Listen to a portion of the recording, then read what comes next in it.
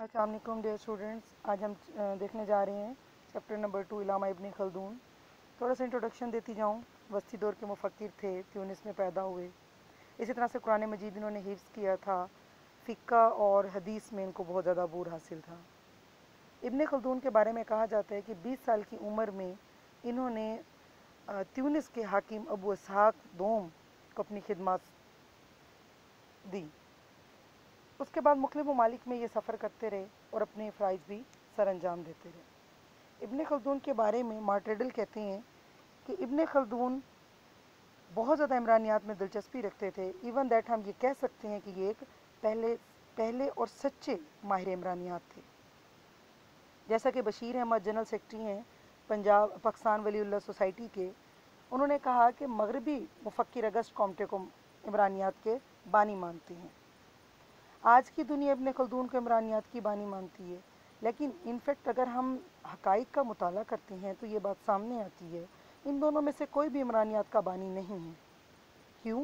क्योंकि इनसे भी पहले बहुत से मुस्लिम मुफक्किरीन ऐसे आए जिन्होंने समाजी मसाइल के बारे में अपने ख़यालात और नज़रियात छोड़े। बुनियादी तौर पे इब्न खल्दून ने उन इमरानी अफकार को इकट्ठा करके उनको साइंसी रंग दिया, साइंसी अंदाज में ढाला, और उस साइंस को और उस इल्म को उन्होंने क्या नाम दिया? इल्मुल इमरान का। और इसी वजह से हम इब्न खल्दून को इमरानियात का बानी कहते हैं। जब हम बात करते हैं अगस्त कॉम्टे की, तो ये 19वीं सदी में फ्रेंच रेवोल्यूशन के दौरान पैदा होने वाले जितने भी समाजी मसाइल थे उनको स्टडी करते हैं, उनके बारे में बात करते हैं। अब थोड़ा सा मैं आपको बताती जाऊँ सनती इनकलाब क्या था या फ्रेंच रेवोल्यूशन जो थी वो क्या थी। एक साइंस का दौर था। साइंस ने हमारी ज़िंदगियों में मदाखलत करना शुरू कर दी। लॉजिक की बात करते थे, दलाइल पेश किए जाते थे। इसी तरह से ह्यूमन बीइंग को रिप्लेस किया गया था ह्यूमन टेक्नोलॉजी से, मशीनरी से। इंसानों को हटाकर उसकी जगह पर मशीनें जो हैं वो काम करती थी। मुख्तलिफ सनतें कायम हुई और इन इनकलाबात की वजह से बहुत से समाजी मसाइल ने जन्म लिया। तो 19वीं सदी में कॉम्टे वो रिसर्चर था या वो मुफक्किर था जिसने इन तमाम समाजी मसाइल को पढ़ा, उसकी वजूहात देखी और उसके हल के लिए भी कोशिश की, और उसने उस इल्म को क्या नाम दिया? इमरानियात का नाम दिया। सो हम सिंपली कह सकते हैं इब्न खल्दून क्या है? वस्ती दौर के मसाइल को जानते थे या उन्होंने उसको स्टडी किया, इसलिए उस वक्त उनको बानी कहा जाता है।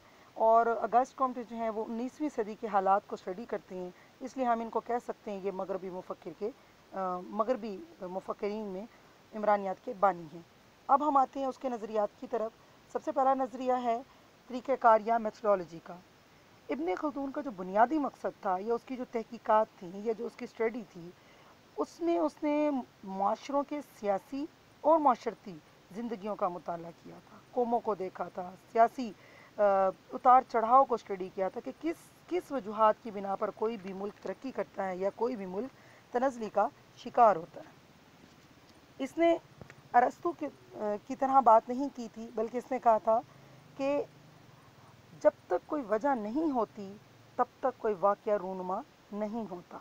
और एक रिसर्चर या एक माहिर इमरानियात का काम क्या होता है? इन वजूहात को देखकर उन हकाइक का मुताला करे। इसी वजह से वो कहता था रियासतों में जो अरूज और ज़वाल आता है उसके पीछे कोई ना कोई रीज़न्स होती हैं, कोई वजूहात होती हैं। उनका मुताला जब किया जाता है तो वहाँ से उसने एक साइंस को हैसियत दी। उसी सिलसिले में उसकी एक किताब है अल मुकदमा के नाम पे, उसमें उसने सियासी और समाजी फ़लसफ़ा दिया। उसको कभी ज़िंदगी में आपको मौका मिले तो उसको स्टडी ज़रूर कीजिएगा, लेकिन यहाँ हम इसकी मुख्तसरन बात करेंगे। इसका इम्पोर्टेंट जो पॉइंट था, पहली बात तो उसने ये की कि हमने माशरे को साइंसी नुक्ता नज़र से देखना है और वजूहात को मद्देनज़र रखते हुए। दूसरी, उसने जो साइंसी तरीक़ाकार अख्तियार किया उसमें उसने कहा था विदाउट रीज़न कोई भी इवेंट रूनुमा नहीं होता। इन दोनों के दरमियान एक वाज़ेह ताल्लुक़ पाया जाता है। जितने भी आप तारीख़ी वाक़यात को स्टडी करने जाएंगे तो आपको ये चीज़ सामने आएगी, कोई ना कोई रीज़न ज़रूर थी जिसकी वजह से कोई इनकलाब आया, कोई मुआशरे ने तरक्की की या वो तनज़ली की तरफ आया। इसी नज़रिए में नीचे ही आपको बयान करते हैं एक डायग्राम की मदद से। 2 पॉइंट्स उन्होंने दुरुस्त कहे कि कोई वजह होगी तो कोई वाक़या होगा, ये बात दुरुस्त है। या बात दुरुस्त क्या है कि कोई सबब नहीं है तो कोई वाक़या भी नहीं हुआ। अगर हम ये कहें कि कोई रीज़न तो ही लेकिन उसके बरक्स कोई इवेंट वाक़या नहीं हुआ तो ये बिल्कुल ही इलॉजिकल बात है, ये मुमकिन ही नहीं। इसी तरह से आप ये कहें कि कोई रीज़न ही नहीं थी और कोई इवेंट हो गया, कोई वाक़या रूनुमा हो गया, किसी मुल्क ने तरक्की कर ली या कोई तबाही की तरफ चला गया, तो ऐसा मुमकिन नहीं है। अगर हम अपनी रोज़मर्रा ज़िंदगी में भी देखें तो अगर कोई खुश होता है तो उसके पीछे कोई ना कोई रीज़न होती है, अगर कोई मुल्क तरक्की कर रहा है तो उसके पीछे भी कोई ना कोई फैक्टर्स इन्वॉल्व होते हैं। तो बिना रीज़न के, बिना कॉज के, बिना सबब के कोई भी इवेंट, कोई भी इफ़ेक्ट रूनुमा नहीं होता। साइंसी इस तरीक़ेकार से इमरानियात का मुताला करना क्या कहलाता है? साइंसी तरीक़ाकार कहलाता है। Thank you.